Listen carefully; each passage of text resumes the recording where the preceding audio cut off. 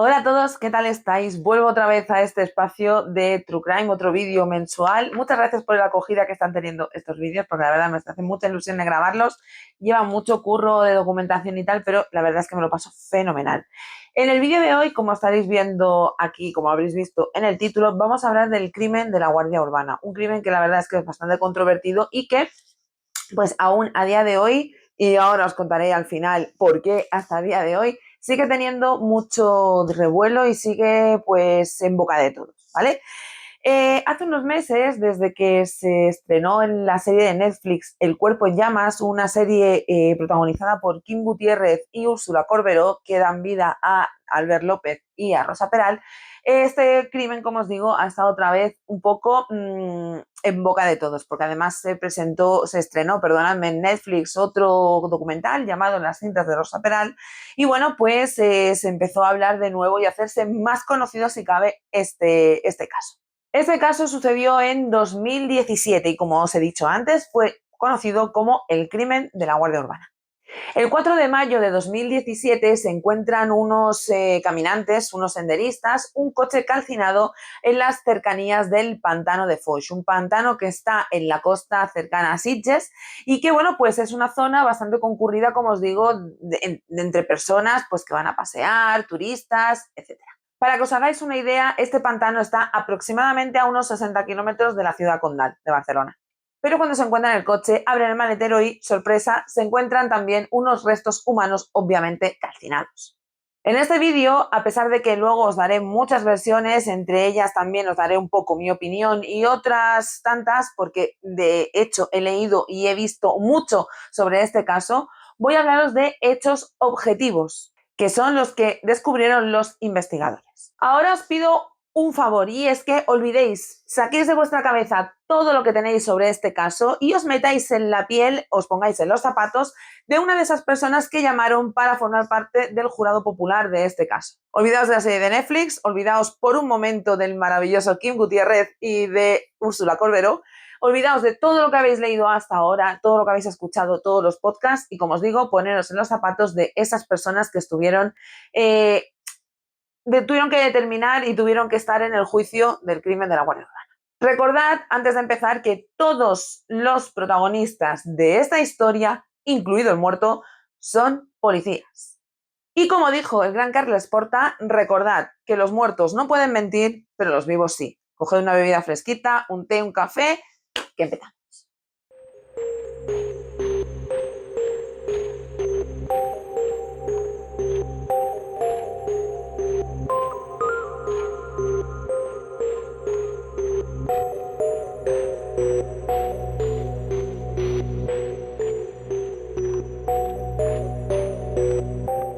Antes de empezar, quiero, como siempre hago, un poco determinar de dónde he sacado, hacer mención a todos los sitios de donde he sacado información, todas las fuentes.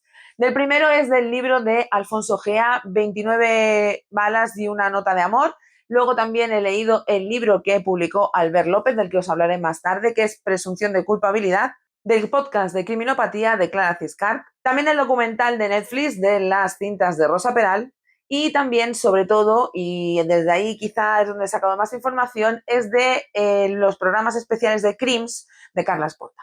Digo especiales porque fue una serie, creo que fueron 3 episodios en los que Carles Porta habla de este crimen.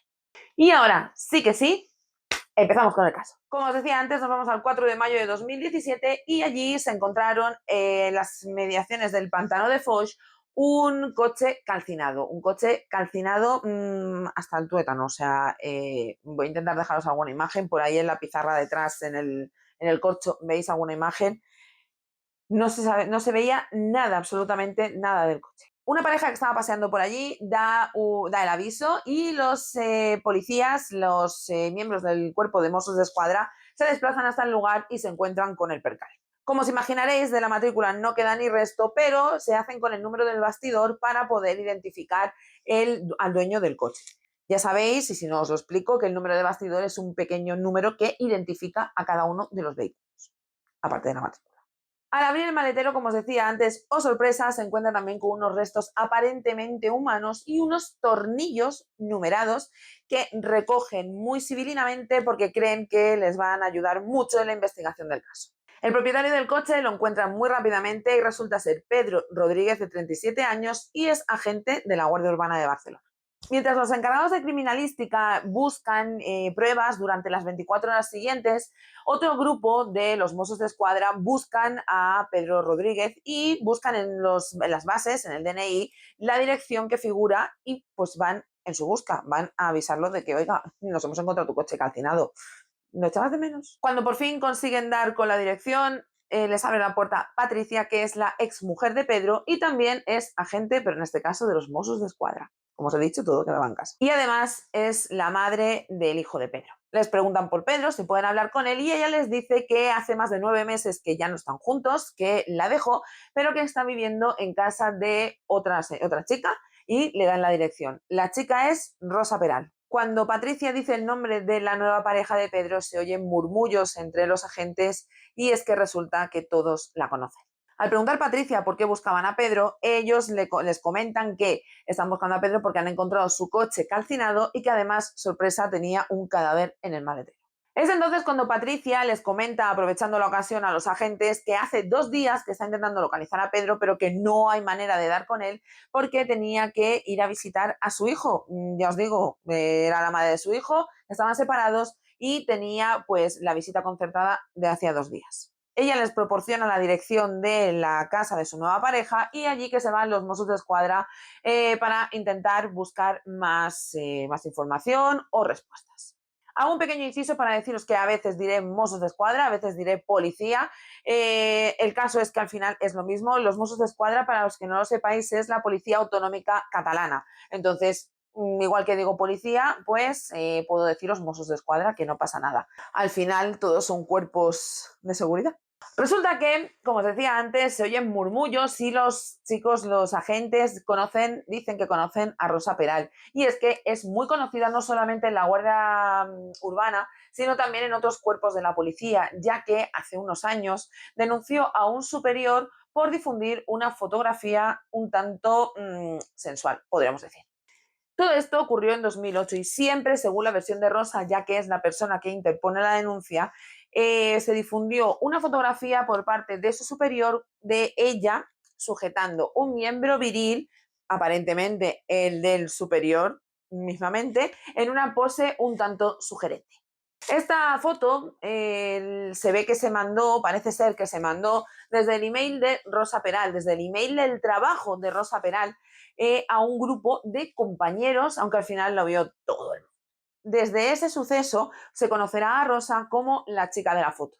Ella asegura que nunca envió desde su correo esa fotografía, que fue el subinspector que tenía la contraseña de ese correo electrónico el que difundió esa fotografía, ya que estaba un poco o mucho enfadado con ella porque ella había puesto fin a su relación. Como os decía, el subinspector tenía la contraseña de Rosa y no es porque sea una práctica habitual, cada uno tenemos nuestro password y no debemos ni siquiera del trabajo compartirla con ningún compañero. Parece ser que los dos tenían una relación y Rosa le proporcionó el password, la contraseña de ese correo electrónico para que él pudiera ver que ella tenía una vida normal y que solamente estaba con él porque era muy celoso. Pero ay, amiga Rosa, que no estaba solo con él. Sí que estaba con alguien más, estaba casada con Rubén y además a los pocos meses, a las pocas semanas se quedaría embarazada de su primera hija. Su primer marido, como os decía, se llamaba Rubén. Rubén es también agente de los Mossos de Escuadra y empezó a salir con ella cuando tan solo tenía 16 años. Rosa tenía 16 años y lo conoció mientras trabajaba en una discoteca en Cornellà del Llobregat. Se dice, se rumorea, se comenta que Rosa era gogó, pero por lo que he visto, lo que he podido ver, lo que he podido decir ella en el documental, era una simple camarera. En ese año, una amiga en común los presentó y desde entonces pues empezaron a salir juntos. Rubén perdonó a Rosa este tema de la foto, ¿vale? Y consiguieron pues retomar su vida en pareja y seguir llevando su vida en común lo mejor que pudieron. Este tema quedó un poco aparcado, convivieron con él, siguieron su vida conviviendo con este problema, podríamos decir. No fue hasta 2017 cuando Pedro Rodríguez, su última pareja, la animó a denunciar el caso. Y es que todavía no habían pasado 10 años desde que ocurrió y estaba en tiempo y forma de poder denunciar. De hecho, cuando se encontró el coche calcinado, tan solo quedaban 11 días para que se llevara a cabo el juicio por la pornovenganza, que fue como se conoció este hecho. Pero bueno, volvemos a la investigación del coche calcinado y los restos encontrados. Nos habíamos quedado en que los agentes de los Mossos d'Esquadra habían ido a casa de Patricia, exmujer de Pedro y madre de su hijo, y que ella les había dicho que hacía más de 9 meses que ya estaban separados y que, bueno, pues estaba con Rosa Peral, la chica de la foto. Se dirigen entonces a Cubellas, que es donde está la casa de Rosa, y se presentan allí alrededor de las 12 de la noche. Vaya horas de visita.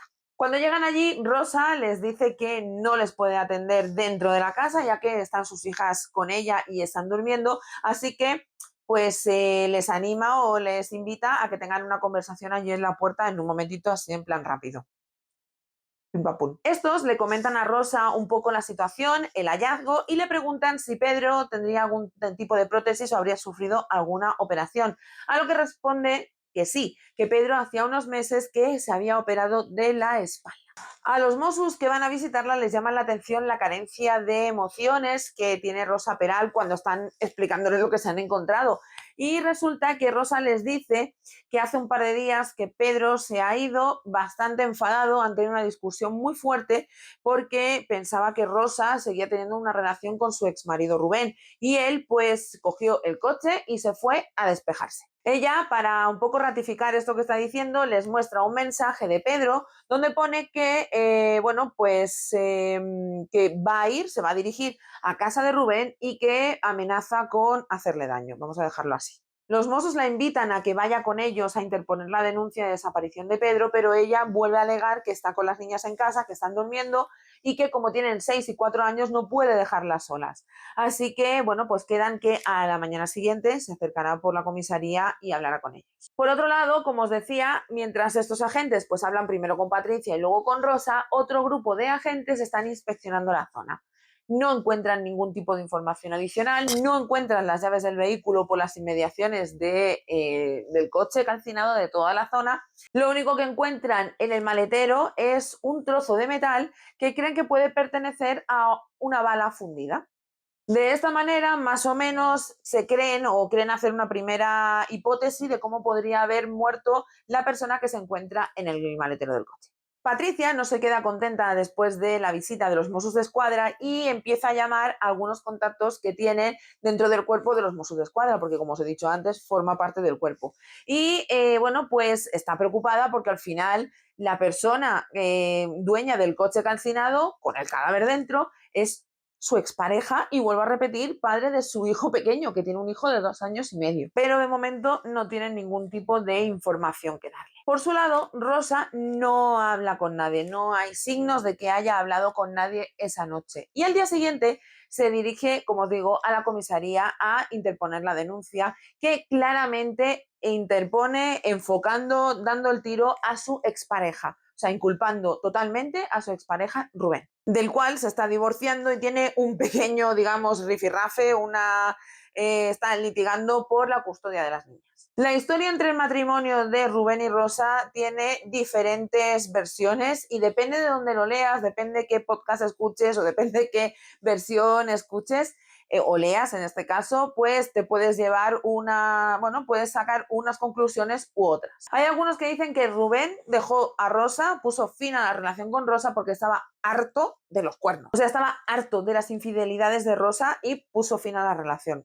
Que oye, no me extraña, también te digo. Otra versión dice que fue Rosa la que puso fin a la relación porque se enteró de que Rubén estaba con otra chica o que empezaba a iniciar una relación con otra chica. Y luego está la tercera versión que dice que Rosa conoció a Pedro y Rubén conoció a su expareja, o sea, a su nueva pareja, perdón. Y entonces entre los dos pues decidieron separarse y empezar cada uno una vida nueva por separado y bueno, pues ser felices, ¿por qué no? Sea como fuere, ambos pusieron fin a su relación y al poco tiempo de dejarlo o separarse, podríamos decir, Pedro Rodríguez se trasladó a vivir a casa de Rosa Peral, dejando a su mujer y a su hijo pequeño. Y Rubén, a su vez, también se fue a vivir con su nueva pareja, que para más Inri, y como os he dicho al principio, también es Mosso d'Esquadra.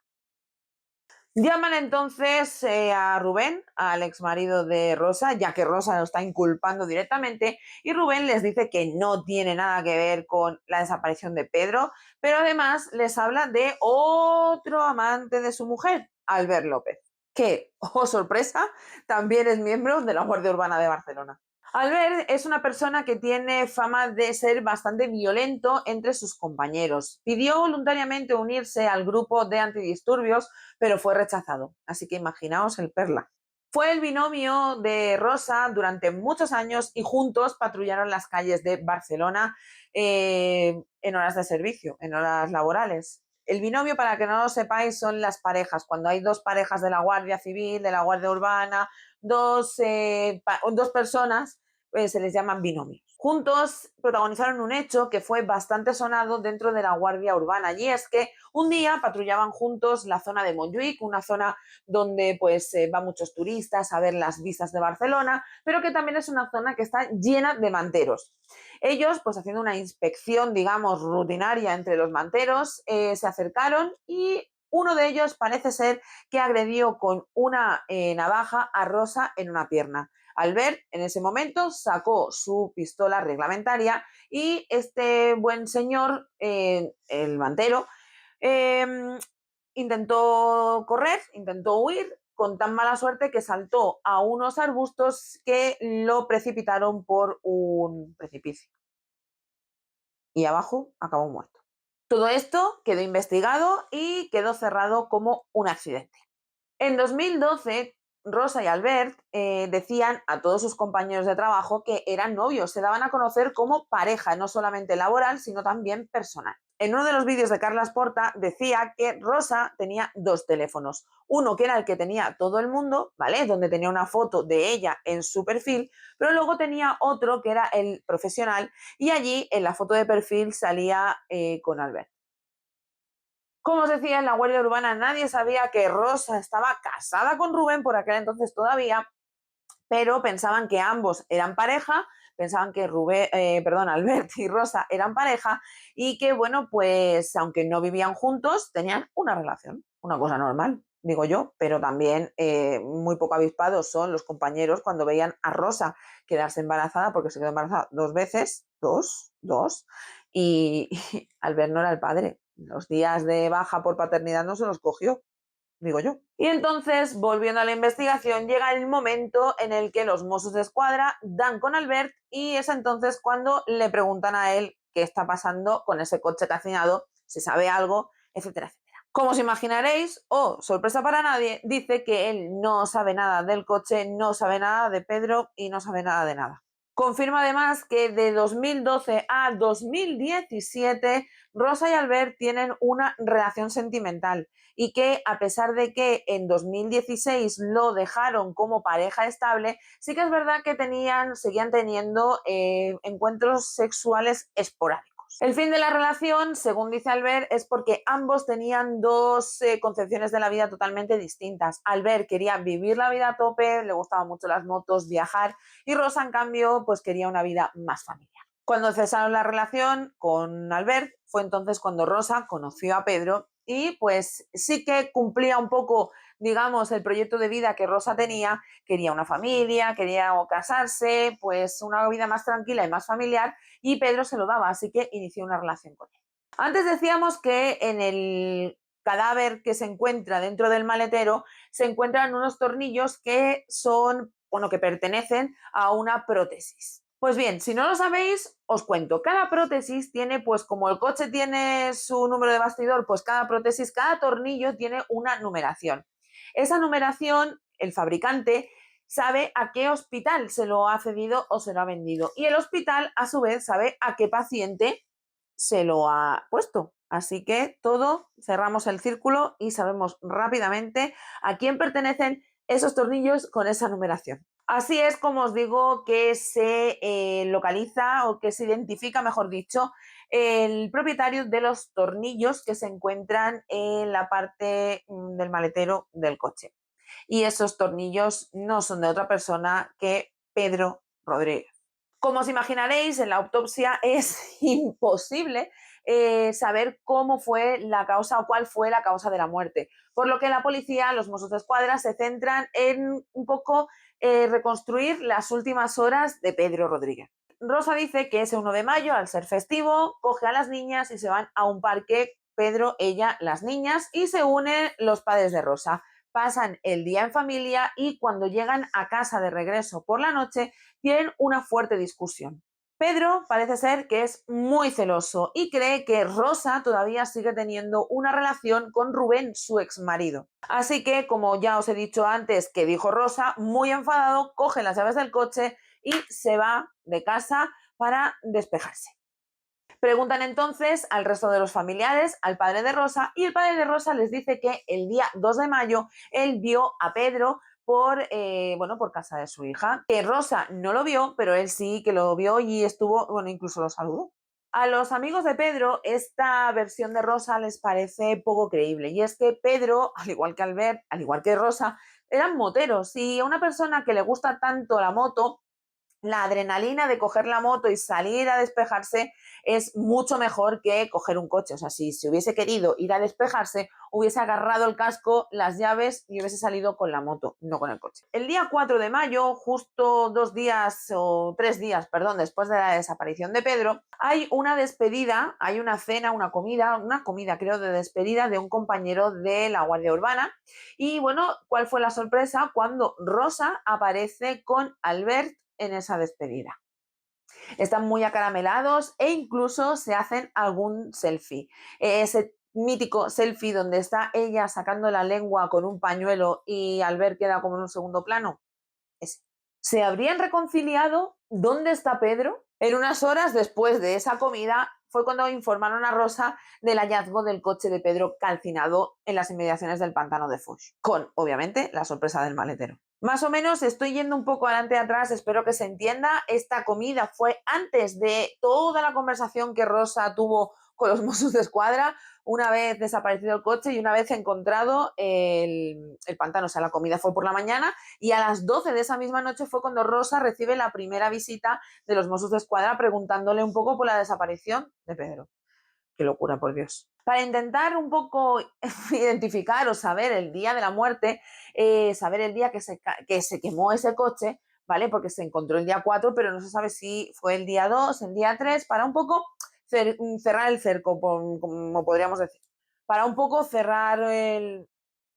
Para intentar averiguar cuándo fue exactamente el día de la muerte, saber qué día se quemó y se incendió ese coche, los Mossos d'Esquadra y la policía pasea por la zona e intenta averiguar, charlando con la gente que normalmente, que habitualmente pasa por allí haciendo algunas preguntas. Como os decía, es una zona donde hay muchos runners, hay muchos senderistas, pasa por allí muchísima gente, así que es posible que una de las personas, que las personas que vayan pasando por allí hayan pasado previamente y se hayan fijado en ese coche. De todas esas preguntas, de todos esos testigos, podríamos decir, llegan a unas conclusiones. El día 2 de mayo ese coche todavía no estaba allí. El día 3 de mayo hay una pareja que ve humo, ve un poco de humo a lo lejos, pero que no dan voz de alarma. Muy mal hecho. Cuando encontréis cosas así, por favor, no cuesta nada llamar al 112 y dar aviso. Y luego se encuentran al señor a la pareja que llamaron el día 4 y pues dicen que el coche ya estaba calcinado, así que llevaba un ratito eso ahí calentito, calentito. También recuperan las llaves del coche y es que hay un senderista que caminando por allí el día 3 se encuentra las llaves y las coge buscando la manera de encontrar al dueño de ese coche o saber cómo hacerles llegar esas llaves al dueño del coche, porque se piensan que alguien corriendo, alguien paseando las ha perdido. No es hasta el día 5 cuando ese señor que encontró las llaves se va a una comisaría de los Mossos d'Esquadra y les entrega las llaves. ¿Y por qué lo hace? Yo os lo explico rápidamente. Resulta que en la prensa, en televisión, empieza a hablarse de este caso, el señor ve que es la misma zona y oiga, que me encontré estas llaves. Igual le sirve. Pero aún así los Mossos siguen sin poder determinar las causas de la muerte de Pedro Rodríguez. Hasta que se conoce la identidad de esos huesos, que son los de Pedro, los amigos de Pedro siguen recibiendo mensajes en sus móviles. Son mensajes que para ellos son un poco extraños. Incluso el mecánico donde había llevado la moto pues intenta hablar con él y no hay manera. Pedro siempre contesta a los mensajes con notas de voz y en este caso solo escribe en texto, no coge las llamadas y dice que solamente puede contestar por escrito. Todo esto, como os digo, a los amigos les resulta súper sospechoso.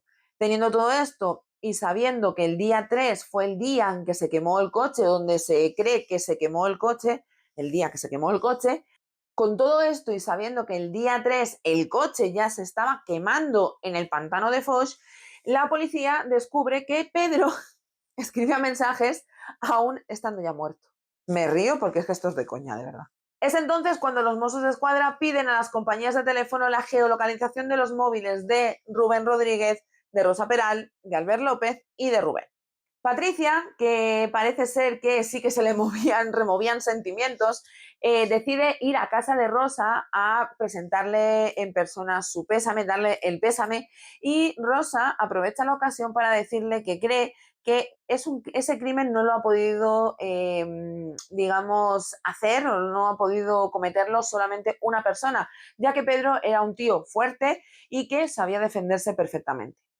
Rosa, después del entierro de Pedro, decide solicitar a la policía escolta, ya que dice que tiene miedo. Los Mossos de Escuadra, aprovechando la tesitura, aprovechan para vigilar a Rosa y se dan cuenta de que Albert López no la deja ni a sol ni a sombra, está siempre con ella, dándole todo su apoyo y que además aparece con un nuevo look, sin barba y con la cabeza rapada. Pasados unos días, el 13 de mayo, Rosa, que ya sabe que es sospechosa, decide acercarse a la comisaría de los Mossos de Escuadra para presentar su declaración. Mientras tanto, el abogado de Rosa, el que le lleva el tema de la pornovenganza, contacta con ella para decirle que no puede ser su abogado, que no puede seguir representándola porque tiene un conflicto de intereses y es que va a representar a Pedro Rodríguez, su amigo, en la acusación particular o como acusación particular.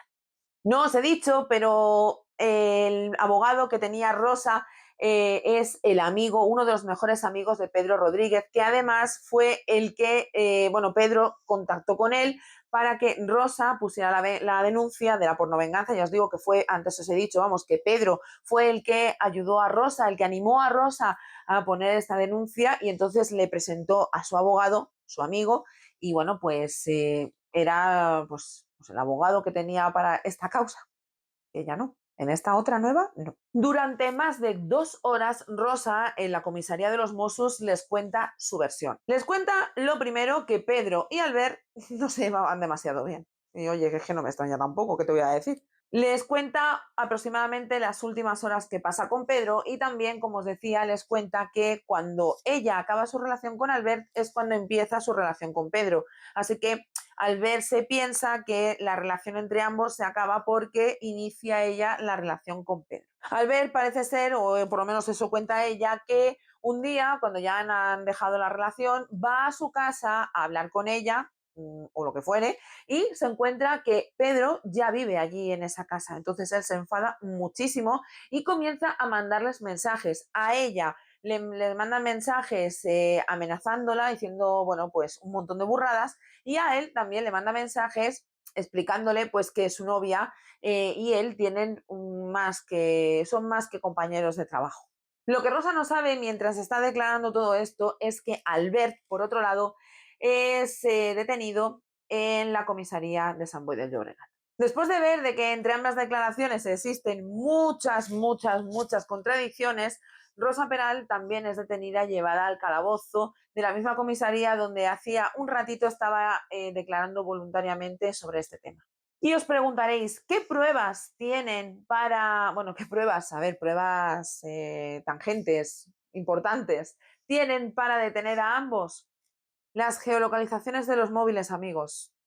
Y es que determinan que Albert, gracias a las geolocalizaciones y las posiciones de los teléfonos, Albert, como os digo, estuvo en casa de Rosa Peral la noche del día 1 de mayo. El día 2 se marcha pero vuelve a casa de Rosa y están allí los dos juntos. El día 3, tanto los móviles de Rosa como el de Albert como el de Pedro se localizan cerca de la casa de Rubén, del exmarido de Rosa, allá en la Bisbal del Penedés, que no les pillaba así de camino, la verdad.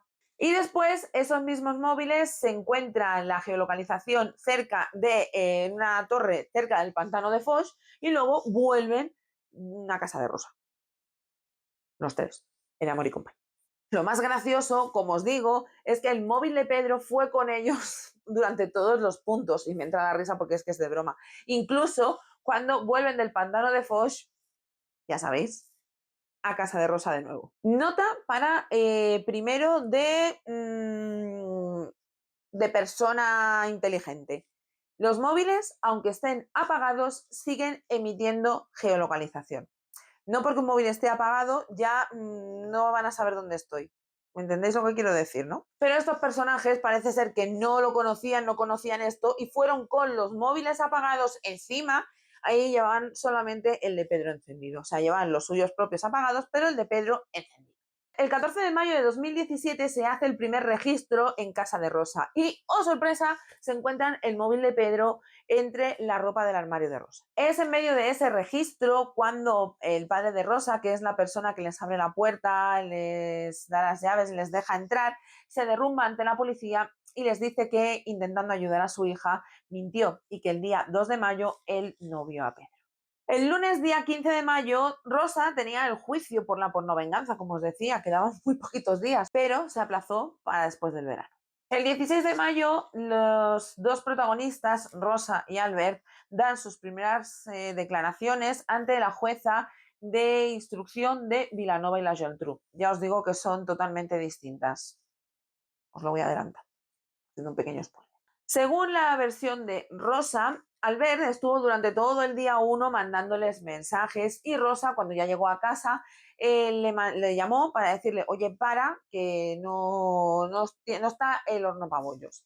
Y fue entonces cuando, sobre las 2 de la mañana aproximadamente, Albert va a casa de Rosa con una mochila, salta la valla y parece ser que de la mochila sale un palo. Ella, que lo vio saltar la valla con el palo en la mano, salió corriendo para detenerlo y evitar que hubiera confrontación entre Rubén y Pedro. Según Rosa, en ese momento, Albert le exigió a punta de pistola que se quitara de en medio y que él le dejara entrar en casa. Así que ella corrió a la planta de arriba, se encerró en la habitación con sus hijas para intentar protegerlas. Pedro, mientras tanto, estaba en la planta inferior, la casa parece ser que tenía varias plantas, poniendo una lavadora. Una cosa a esas horas. Una cosa normal, habitual. Dice que oyó muchos ruidos, oyó golpes, pero que estaba tan muerta de miedo que no fue capaz ni de gritar, ni de llamar a nadie, ni mucho menos de, pues eso, pedir ayuda. Aunque también os tengo que decir que me he saltado una cosa y es que a punta de pistola, antes de decirle que se quitara de en medio, le dice que por favor le entregue su teléfono. Que se me había olvidado, detalle muy importante. Decía Rosa también que al cabo de un rato, él la llama, ella se asoma por la ventana y lo ve llenito de sangre. Entonces ella baja, vuelve a decir ella muerta de miedo, todo el rato está muerta de miedo y le obliga a conducir el coche de Pedro hasta casa de su ex marido y de allí hacia el pantano de Foix. Dice que cuando llegan al pantano es Albert el que rocía el coche con gasolina, le prende fuego y que, bueno, pues ella no tenía ni idea que el cuerpo de Pedro iba en el maletero. Y ahora vamos con la versión de Albert, que ya os digo que parecen dos películas totalmente distintas. Albert dice que fue Rosa la que le llamó esa madrugada, la madrugada del día 1, lo llamó, bastante nerviosa, diciendo que necesitaba su ayuda. Él cogió, dijo que lo dejara en paz, le colgó el teléfono y bueno, pues con un fuerte cargo de conciencia, al rato cogió la moto, bueno, a las horas, pasadas 2, 3 horas, 4 horas, no sé, cogió la moto y se dirigió a casa de Rosa. Es allí cuando salta la valla porque pensaba que pasaba algo en casa y bueno, pues se encuentra a Rosa muy nerviosa. Parece ser que no llamó a la puerta pues para no asustar por si pasaba algo o también para no despertar a las niñas, que consideradlo. Parece ser que Rosa, como os digo, estaba bastante nerviosa, acompañó a Albert hasta el garaje y allí le enseñó, abrió el maletero del coche de Pedro. Él vio que había un bulto, que había alguien y lo cerró rápido, no quiso mirar. O eso dice. Según Albert, siempre según su declaración, él no sabe quién era ese cuerpo, no sabe la identidad del cuerpo, no sabía si era Pedro o era otra persona, pero que decide ayudar a su amiga y la acompaña hasta el pantano de Foix y es allí donde pues le meten fuego al coche y pues el resto ya lo sabéis. Después de todo esto, la jueza lo que hace es enviar a ambos a la cárcel sin fianza. Para poder construir una causa, los Mossos de Escuadra siguen investigando hasta que bueno, llega la fecha del juicio, que fue el 31 de enero de 2020. Como ya os imaginaréis, es un juicio muy mediático, es un juicio del que se ha hablado ya por televisión del caso, es un juicio que lleva a muchos reporteros de investigación, a mucha gente, y es un juicio que tienen que hacer muy rápido, ya que llega la amenaza de la COVID-19 y amenaza con encerrarnos a todos en casa. Como os decía al principio del vídeo, será un jurado popular los que decidirán si condenan o no tanto a Rosa como a Albert. Gracias al móvil de Rosa, que no tiene ni datos, ni imágenes, ni conversaciones eliminadas, y a otros testigos, se consigue cerrar, podríamos decir, la cronología de los hechos, que os paso a detallar ahora mismo. Vamos a recapitular. Como decíamos antes, Albert y Rosa tienen una relación amorosa de 2012 hasta 2016, durante 4 años. Rosa, a su vez, estaba casada con Rubén, pero bueno, pues tenía una doble vida. Al final de esta relación entre Rosa y Albert es cuando Rosa inicia su relación con Pedro Rodríguez, que se muda a su casa, pero se demuestra que Rosa y Albert siguen teniendo muchos encuentros sexuales y bueno, pues que quedan muchas veces durante la relación entre Rosa y Pedro. El 3 de julio de 2016 es cuando Pedro y Rosa hacen oficial su relación y es también cuando Pedro deja oficialmente a Patricia, su exmujer y madre de su hijo. En diciembre, que es cuando Rubén y Rosa se separan ya legalmente, Rubén se muda con su nueva pareja, Rosa pues dice a Pedro, invita a Pedro a mudarse a vivir con ella. Es en enero de 2017 cuando Albert va un día a casa de Rosa y se entera de que Pedro está viviendo allí con ella. Y como os decía antes, es cuando empieza a enviarle mensajes tanto a Rosa como a Pedro, enseñando conversaciones que tienen él y Rosa, pues un tanto subiditas de tono y tal, como para demostrarle que ellos dos siguen teniendo una relación a pesar de que Rosa esté con Pedro. Rosa y Pedro superan su crisis y hablan incluso de matrimonio y visitan una clínica de fertilidad, ya que Rosa y Pedro quieren tener un hijo juntos. En marzo de 2017, Rosa y Albert vuelven a retomar, podríamos decir, su relación de manera habitual, como amigos, o no, o más, pero vamos, que vuelven a tener relación los dos. En el mismo mes de marzo, Pedro regala a Rosa un anillo de pedida que ella pues luce muy contenta en muchas fotos. Pero es también durante ese mes de marzo cuando Rosa está un día comiendo con una amiga y bueno, pues explicándole un poco lo bien que va con Pedro, lo contenta que está, pues sus planes de futuro, etcétera, etcétera. Hasta que Albert se presenta allí y le tira una caja que tiene también un anillo, entendemos que de pedida, con el mensaje que le dice, vamos, le viene a decir algo de para que te lo pienses. Rosa, a pesar de que ella dice que ese anillo lo devuelve rápidamente a Albert, pasa mucho tiempo, están mucho tiempo luciendo los dos anillos.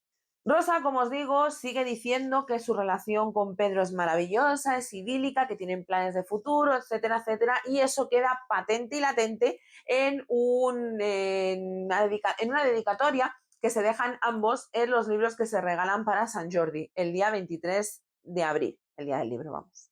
Allí en Cataluña ya sabéis que es muy típico, se regalas un libro y una rosa y todas esas cosas, ¿vale? Pues ya está. Durante el juicio, un amigo y compañero de Albert dice que un día hablando con él, porque estaban patrullando y demás, el día 16 de abril, unos días antes, unas semanas antes del hallazgo del coche, estaban hablando y Albert le preguntó que cuál sería la manera que él, el amigo, se desharía de un cuerpo. Y le dijo que metiéndolo en un coche y metiéndole fuego.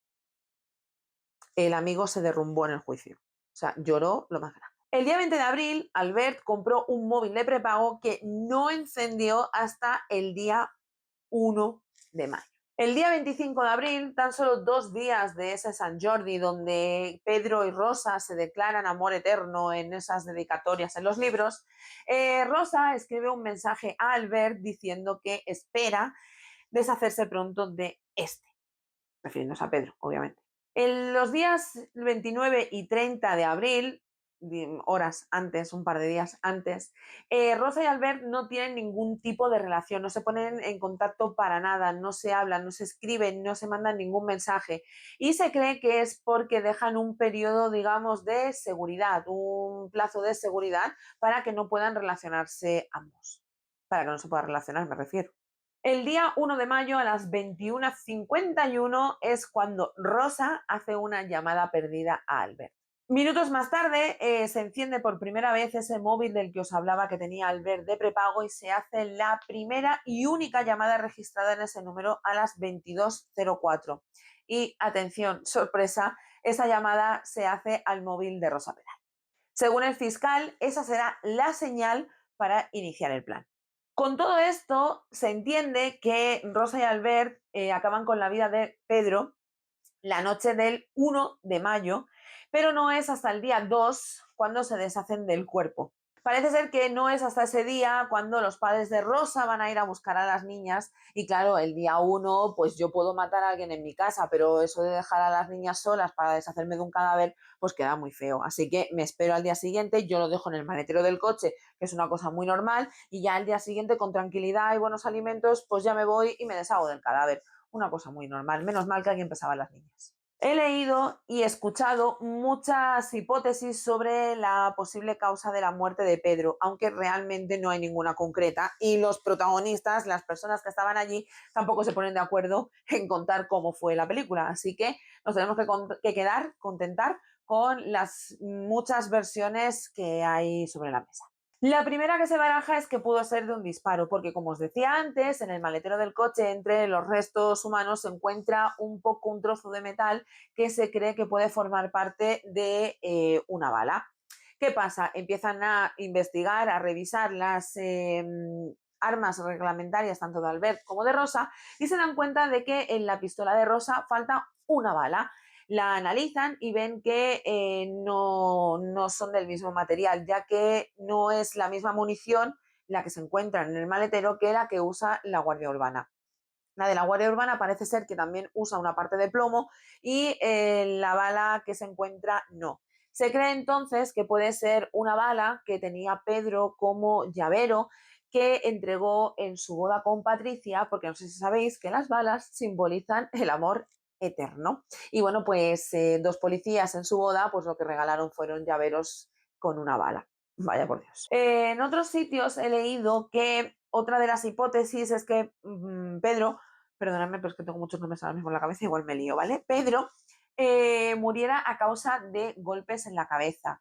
¿Por qué se cree esto? Porque, bueno, pues a pesar de que todo estaba súper limpio, había paredes recién pintadas, encontraron algunas manchas de sangre. Además, revisando las fotos, como os digo, del móvil de Rosa, que ya no borraba nada, se dan cuenta y echan en falta un sofá que estaba ubicado en la habitación donde se encuentran esas manchas de sangre y donde está la pared recién pintada.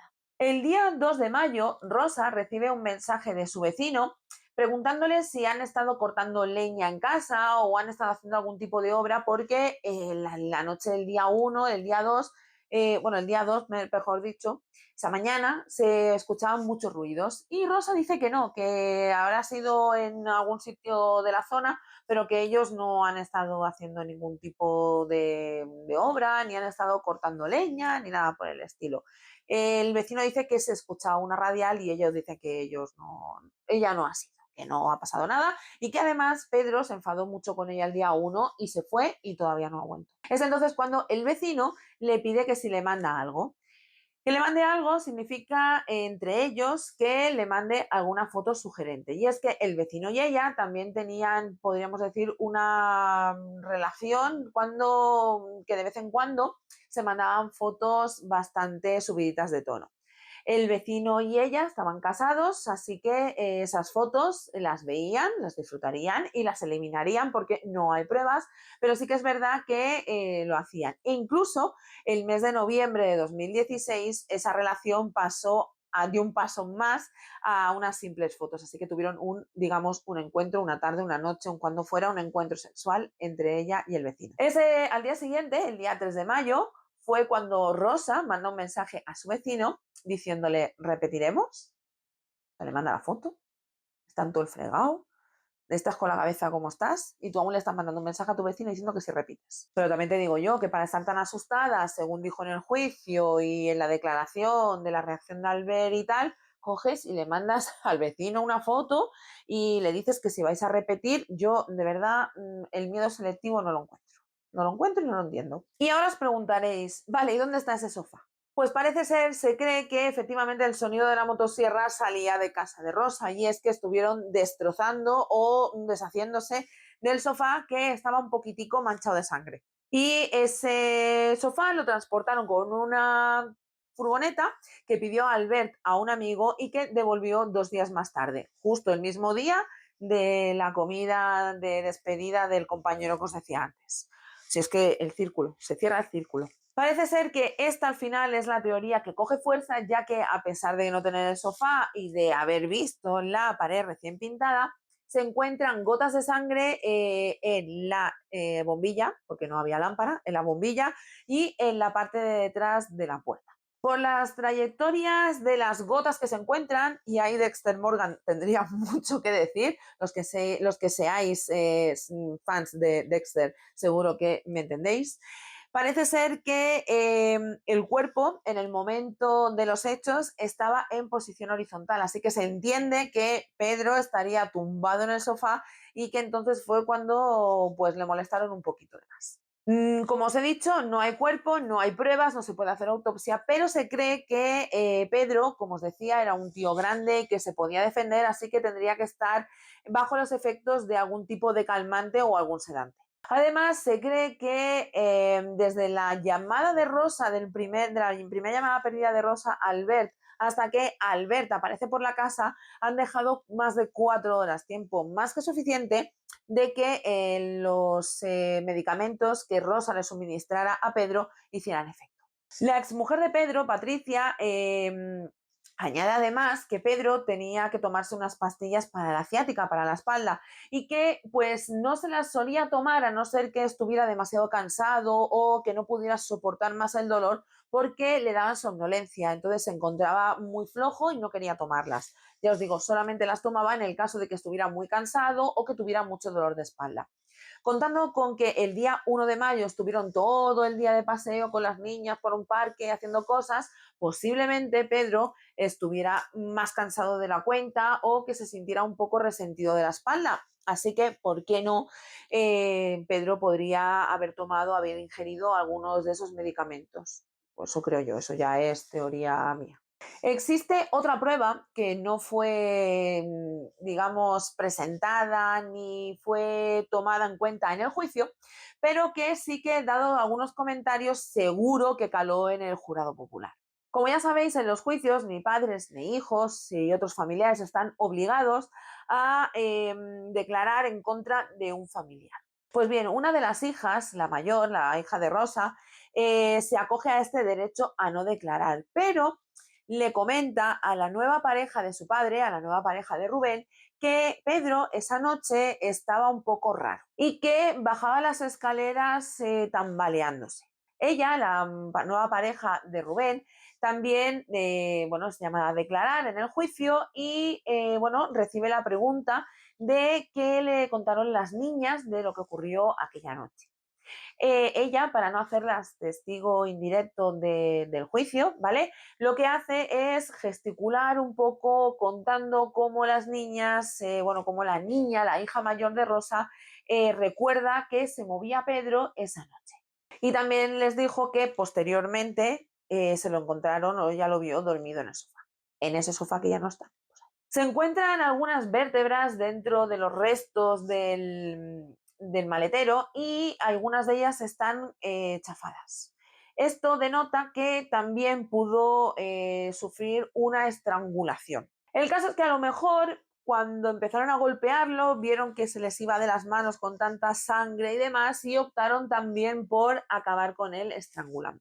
O que directamente hicieran cada uno una parte, no nos queda claro tampoco y ellos no nos van a sacar de dudas. Después tocó llevar al paquete al maletero y allí se quedó macerando hasta el día siguiente, que fue cuando los padres de Rosa van a buscar a las niñas. Rosa se queda se queda sola, Albert vuelve a casa de Rosa y es cuando ambos se dirigen hacia, para deshacerse del cadáver. Es entonces al día siguiente cuando cogen el coche de Pedro y se dirigen con los móviles hacia casa de Rubén, el exmarido de Rosa, que como os decía, querían incriminar, fuera como fuera, en este sarao, ¿vale? Allí, una vez allí, con el móvil de Pedro, que era el único, os recuerdo, que iba encendido, manda un mensaje a Rosa diciendo pues que va a ir a por Rubén y que pues está muy enfadado y que le va a partir las piernas. Recordad que este mensaje es el que recibe Rosa esa noche cuando Pedro se ha ido y le dice a la policía que, oye, mira, que es que se ha ido enfadado, mira el mensaje. Con eso lo que querían era situar el móvil de Pedro cerca de la casa de Rubén y así poder incriminarlo. A continuación, después de eso, se van con el coche de Albert y con el coche de Pedro hacia el pantano de Foix. El coche de Albert es el que lleva la gasolina y es que eso se dan cuenta porque a pesar de que la inspección le hacen días después, que el coche está limpio, no reluciente y que tiene 64 millones de ambientadores, el coche sigue oliendo a gasolina.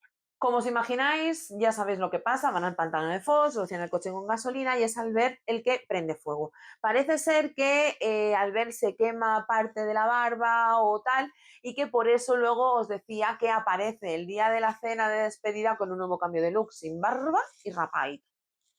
Así, más fresquito. Como os imaginaréis, durante el juicio siguieron con el cruce de acusaciones. Rosa diciendo que estaba muertita de miedo y que fue Albert el que la obligó a hacer todo lo que hizo. Y Albert pues decía que fue allí a ayudar a su amiga y que fue Rosa la que pues llevó un poco, digamos, la batuta.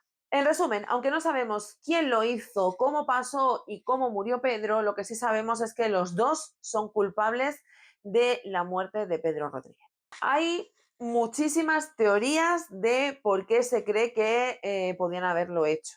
La primera, y para mí la más floja, es porque parece ser que parecería que Pedro supiera algo que incriminaría a Albert y a Rosa con algún tema. Creemos, no creen, porque yo lo he leído solo, que pudiera ser por el tema aquel del mantero, Montjuic, etcétera. Y bueno, pues Pedro iba a cantar y ellos pues decidieron quitárselo de en medio. Ya os digo que para mí es la teoría más floja de todas.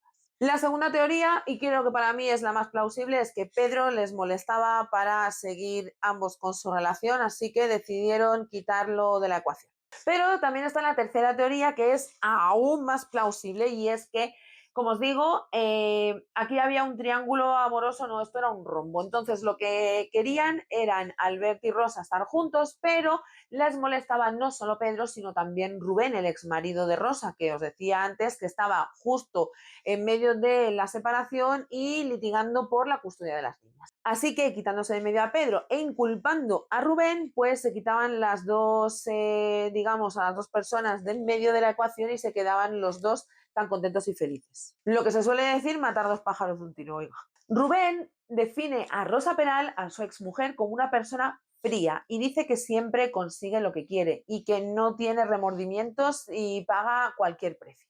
Además, me ha llamado mucho la atención porque muchos de los reporteros, mejor dicho, de los periodistas de investigación que han estado siguiendo el caso, como Manuel Marlasca, dicen que Rosa tiene una atracción distinta, tiene algo que hace, tiene una atracción animal.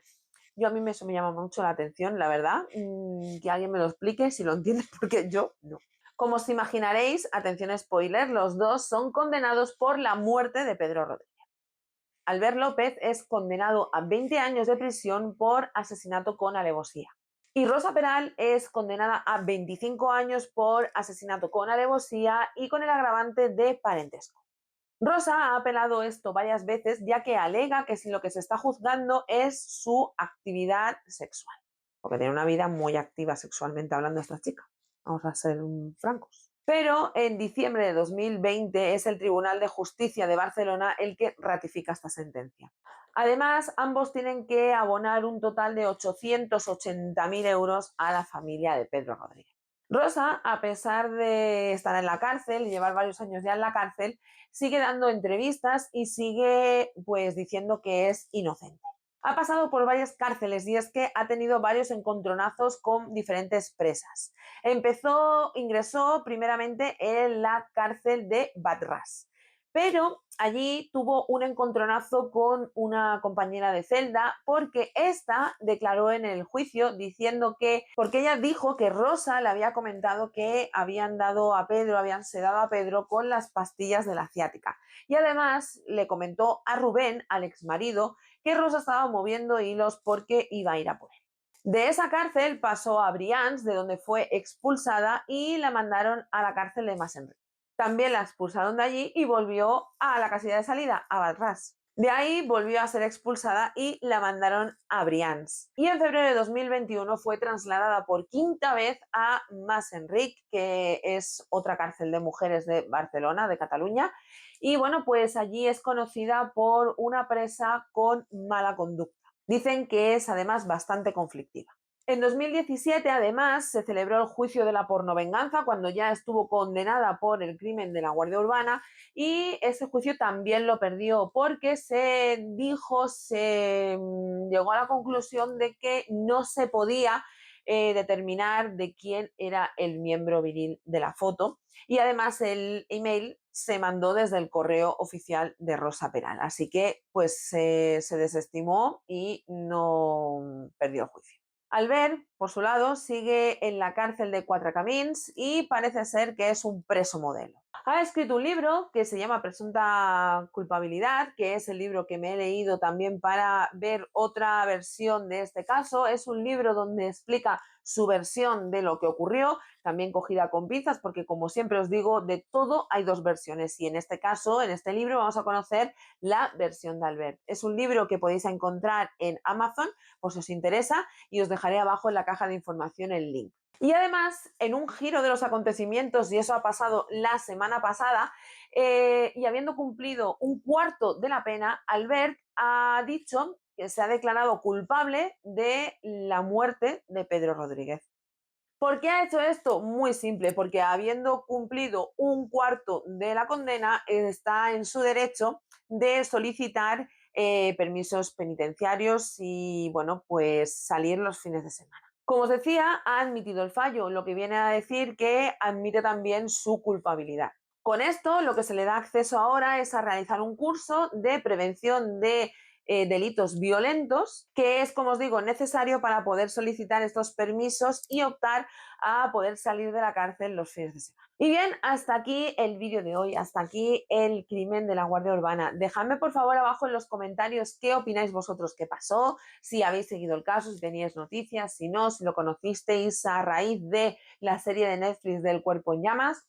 Yo la verdad es que me llamó mucho la atención porque en la serie del Cuerpo en Llamas hay varias cosas que se cambian, entre ellas, por ejemplo, Rosa solo tiene una hija en lugar de tener dos, a Rubén no se le llama Rubén, sino que se le llama de otra manera, no sé, hay varios cambios que la verdad son bastante, bueno, simples y que no cambian al final el peso de la historia. Espero que me dejéis abajo en los comentarios si os ha gustado, si habéis leído alguno de los libros que os dejo también. Ya sabéis que aparte del de Albert también me he leído el de Alfonso Gea, y me queda por leer uno que todavía no he leído, Solo tú me tendrás, se titula, pero bueno, con el resto de cosas yo creo que me hacía ya un poco composición de lugar.